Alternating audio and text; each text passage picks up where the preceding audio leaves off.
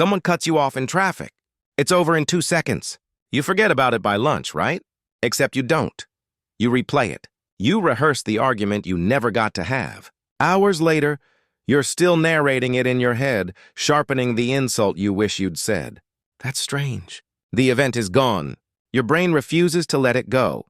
The real answer is far stranger than, you're just petty.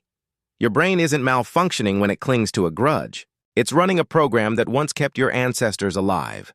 To understand why, you have to go back to a world with no police, no courts, no way to dial for help. A world where the only thing standing between you and being exploited again and again was your own memory. Picture a small band of early humans. 50 people, maybe less. No writing, no laws. No third party to appeal to if someone stole your food or broke a promise. In that world, reputation was currency, and memory was the ledger. If you forgot who wronged you, you'd get wronged again. So your brain evolved something researchers call an cheater detection system. A kind of built-in accountant that tracks who owes what, who's trustworthy, and who tried to take advantage of you. Anthropologist Robert Trivers described this dynamic in the 1970s. In his work on what he called reciprocal altruism. Trivers noticed something odd about cooperation in animals, humans especially. We help strangers. We share resources with people who aren't related to us. That shouldn't happen if evolution only rewards genetic self-interest.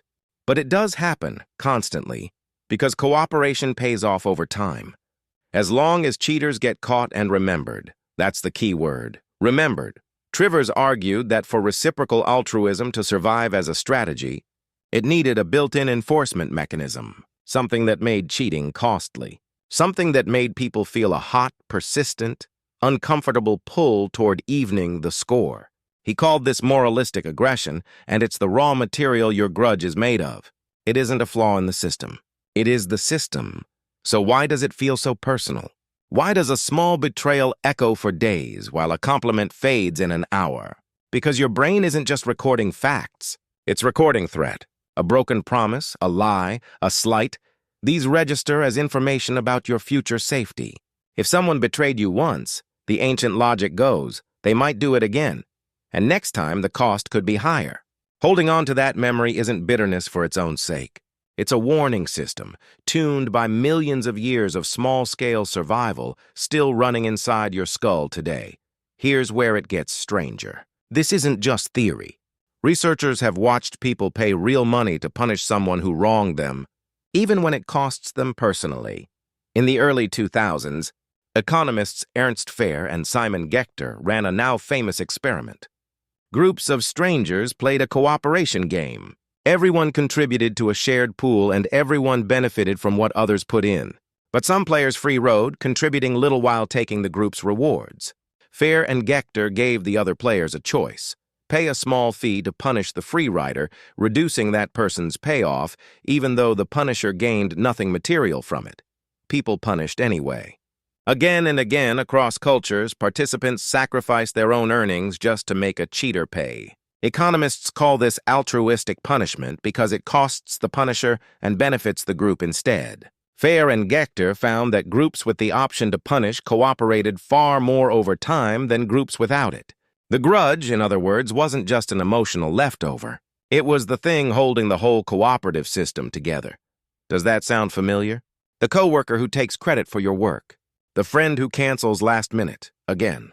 You're not just annoyed. Some old, buried part of you is asking a question your ancestors asked constantly. Can I trust this person with anything that matters? Notice something else about how a grudge behaves.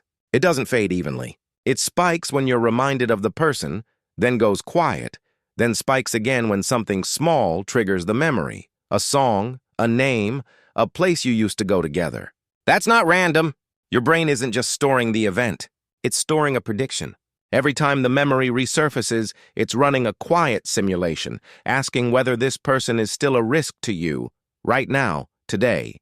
Psychologists call this rumination, and for a long time it was treated as a purely negative symptom, something to medicate away. But researchers studying its function noticed a pattern.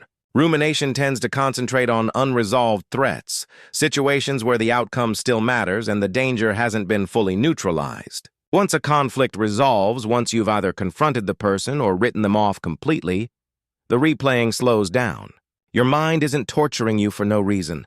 It's holding the case open because, as far as it can tell, the file hasn't been closed. This is also why an apology can shut a grudge down almost instantly, while silence keeps it burning for weeks. An apology gives your threat tracking system new information. It signals that the other person understands the cost of what they did and that they're less likely to repeat it. Silence gives your brain nothing to update, so it keeps running the same old prediction over and over because nothing has told it to stop. But if grudges were purely useful, evolution would have no reason to make them go away. And yet most of them do, eventually. Which raises a harder question. If holding a grudge protected you, why does letting one go feel like relief instead of danger? This is where psychologist Michael McCullough's research reframes the whole picture. McCullough spent years studying forgiveness, not as a moral virtue handed down by religion, but as its own evolved strategy, sitting right alongside revenge. In his research, he described forgiveness and vengeance as two settings on the same internal dial. Revenge deters future harm from someone who might hurt you again. Forgiveness preserves a relationship that's still valuable enough to keep. McCullough found that certain conditions make forgiveness more likely. If the person who wronged you apologizes convincingly, if they show they understand the harm, if the relationship carries future value, a coworker you'll see every day, a sibling, a partner, your brain runs a quiet cost-benefit calculation. Is this relationship worth more going forward than the satisfaction of getting even? That explains something you've probably felt, but never named. Why you can forgive a close friend for something you'd never forgive a stranger. It is an inconsistency.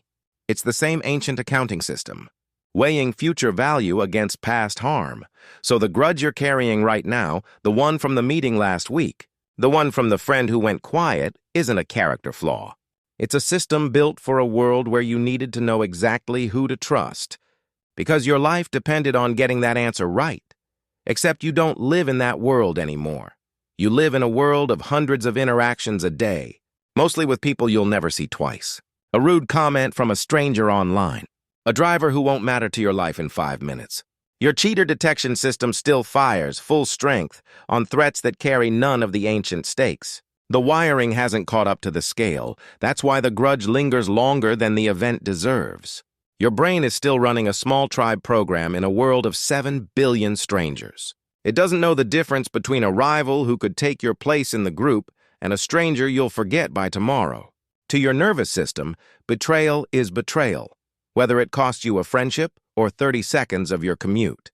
Think about how much of modern life is built on this mismatch. Online, a stranger insults you in a comment section, and your body responds as if a rival from your own camp had just challenged you in front of everyone you know.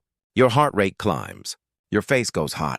You start drafting a reply built entirely out of ancient tribal logic, even though the person who wrote it will never see your face, never share a meal with you, never affect your survival in any measurable way. The threat detection system that once protected 50 people who depended on each other for everything is now firing at full intensity for an audience of 1.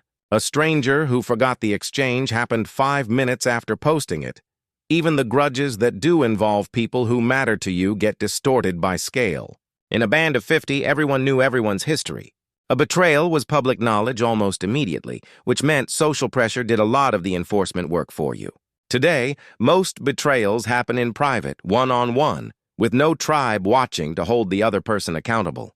So the entire weight of enforcement, remembering, deciding whether to punish or forgive, deciding how much trust to extend next time, falls on you alone. No wonder it feels heavier than it should. You're not just processing a hurt feeling. You're running an ancient social accountability system without the social network that used to share the load. Knowing this doesn't make the anger disappear, but it changes what the anger means. The next time you catch yourself replaying an argument, rehearsing the comeback you never delivered, you're not broken. You're not petty. You're listening to a system that once kept small bands of humans from being exploited into extinction. It just hasn't been told that the tribe got bigger and that most of the people in it will never cross your path again.